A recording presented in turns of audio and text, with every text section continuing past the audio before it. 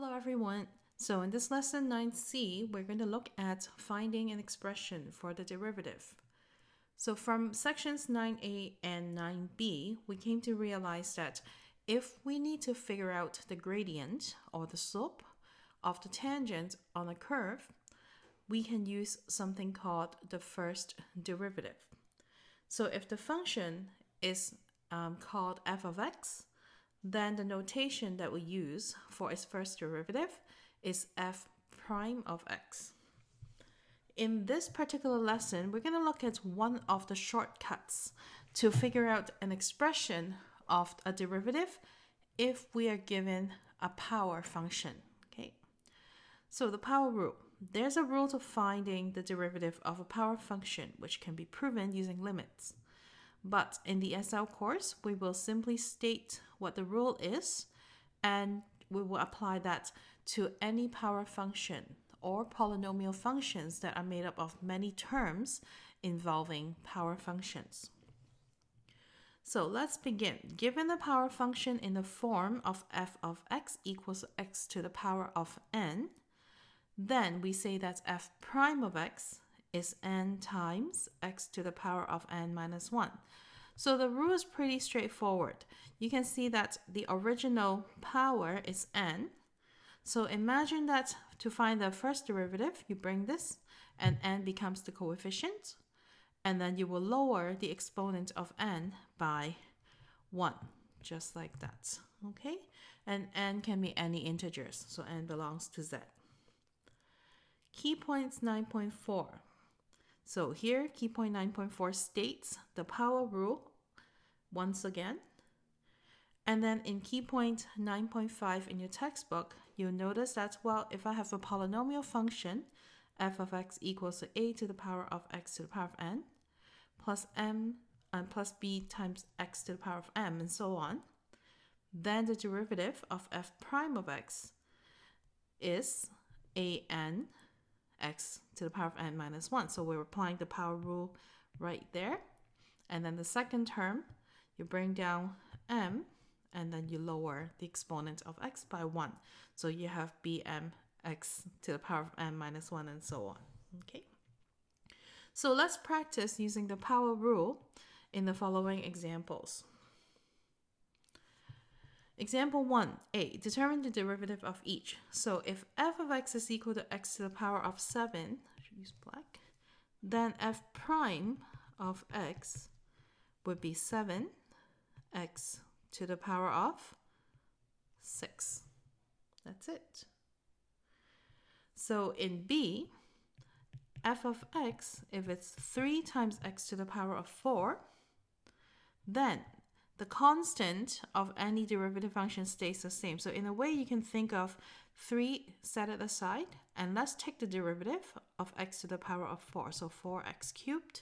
So simplifying this, you get 12x to the power of 3, just like that. Part C. Now we have y equals 2x to the power of negative 5. What you can do is we can take a look at a different version of the first derivative notation, so dy by dx. And just like part B, you can picture 2 is a constant, so we can put it down first. And then we're going to take the derivative of x to the power of negative 5. So negative 5x to the power of negative 5 minus 1, which is negative 6. So combining and simplifying, we get negative 10 x to the power of negative 6, or I can write this as negative 10 over x to the power of 6. Okay. Let's take a look at question D. We have y equals a 9x, so the derivative of that is dy by dx. We can set 9 aside. Let's take the derivative of x to the power of 1. So this is going to give us 1x to the power of 1 minus 1, 0, which is 1. So we say that the derivative of 9x is just 9. Let's take a look at the big picture of this case. If I consider the function y equals to 9x, this is a straight line with a y-intercept of 0 and a very steep slope of 9. So you think of a line like this, okay? And because we said that first derivative is the slope of tangent, right? Or we can say that it's a gradient of the function at any point. Well, if I have a straight line, a linear relation, the slope is constant. And we know in this case the slope is 9. So we didn't lie about the fact that the first derivative represents the slope of the curve. All right. So before we apply the rule to differentiate y equals to 12, can you guess what is the derivative of this function? Well, let's make a sketch of y equals to 12. What type of line or graph does it give you? It is a horizontal line with a y-intercept of 12. And we know that from grade 9, the slope of any horizontal line is 0. So that means dy by dx, in this case, is equal to 0. Okay? F, y equals to 4 over x. If it's difficult to picture this, we can rewrite using negative exponent. This is 4 times x to the power of negative 1. So dy by dx. Let's see. So keep the 4 on the outside. Bring down the power times x. Subtract 1 from the exponent. So this is negative 4 over x squared. That's it. Okay. So let's move on to take a look at some polynomial functions. F prime of x, we have a trinomial here. We can take the derivative term by term. So derivative of x cubed is 3x squared times negative 5, so negative 15x squared. Derivative of 7x plus 7. Derivative of the constant 1 is 0. Okay, so maybe I should also put a note here in part E, note. Okay, so derivative of a constant is 0. Okay, and then here, note, derivative of x is 1. Okay, so these will come in handy.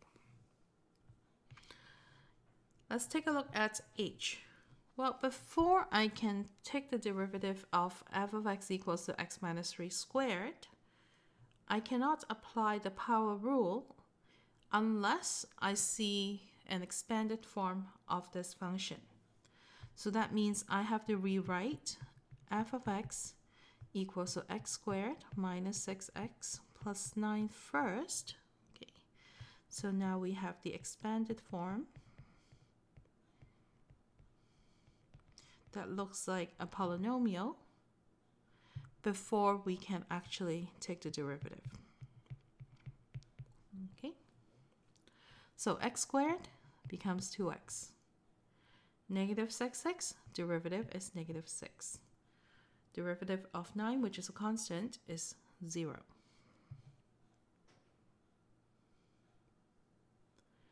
Next, we have question I. Similar to part H, well, I don't see a polynomial here. However, I know that I can simplify this into a polynomial so that it doesn't look like a rational function. So let's see. X squared can be, it's a common denominator. So basically I can say that I have 4x cubed over x squared, which is 4x, minus 9x over x squared, which is 9 over x, but you probably prefer this format, 9 times 10x to the power of negative 1.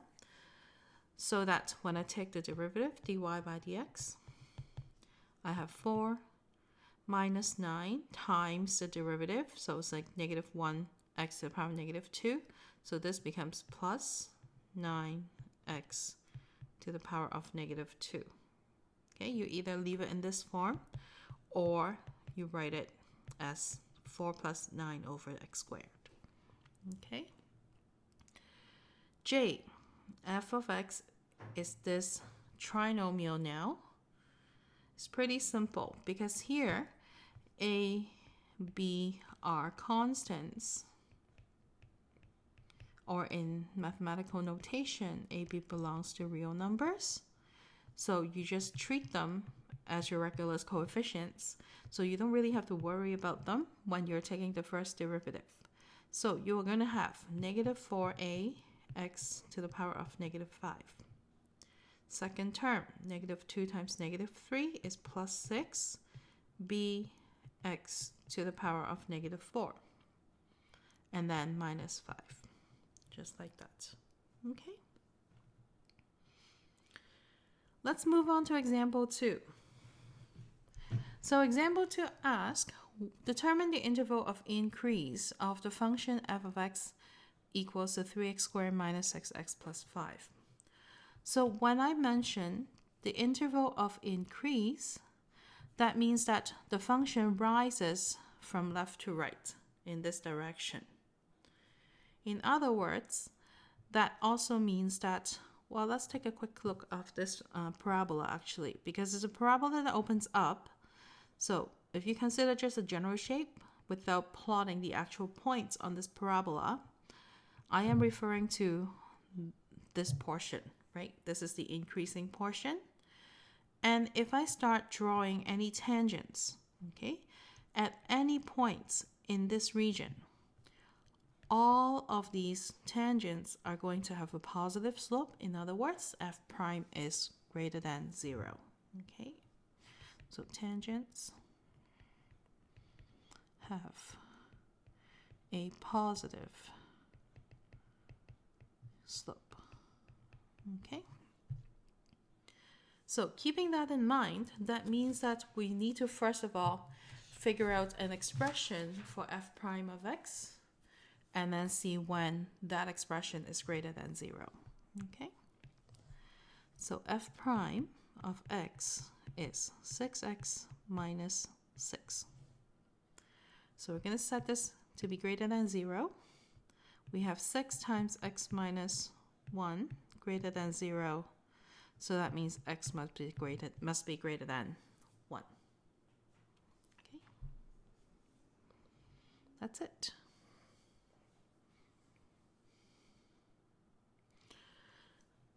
Example 3. Determine the coordinates where the function has a gradient of 5. Okay, very similar. We first need an expression for gradient. So let's find f prime of x. 3x squared minus 6x minus 4. And then we're going to set f prime equals to 5 so that 3x squared minus 6x minus 4 is equal to 5. Notice that because this is a quadratic equation, we need to set one side to 0, so 3x squared minus 6x minus 4 minus 5, so that's minus 9, is equal to 0. Let's see if we can factor this. And then I need product of negative 3, sum of negative 2, so probably negative 3 plus 1 is going to work. And therefore, x is equal to 3, or x is equal to negative 1. When you are doing IB exams, you have to pay attention to whether you can save time or not. In this case, because we're looking for the actual coordinates, that means they must be the x comma y ordered pairs. So once you have found these x values, you need to find the y values as well. Okay, so let's go to the side here. So find y values using both possible x values. So let's start with f of 3. We have 3 cubed minus 3 times 3 squared minus 4 times 3 plus 2. That's 27 minus 27 minus 12 plus 2. So that's negative 10. And also f of negative 1. So I have negative 1 minus 3 times negative 1 squared is 1 minus 4 times negative 1 plus 4 plus 2. So what does that give us? 4, 5, 6, minus 1, 5, minus 3 is 2. Okay. And so putting everything together, therefore, the gradient of f of x is 5 when or at negative 1 comma 2 and also 3 comma negative 10. Okay.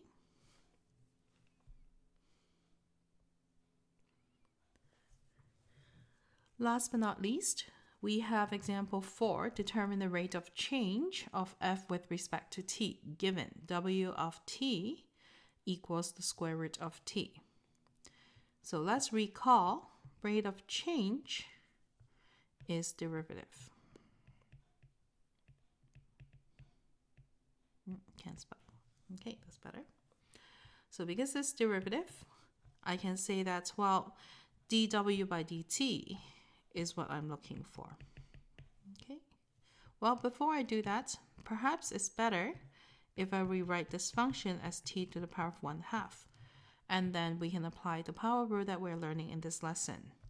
So dw by dt, or you can also use the notation w prime of t. This is 1/2 t to the power of negative 1/2. If you want to write it nicely, this is 1 over 2 square root of t.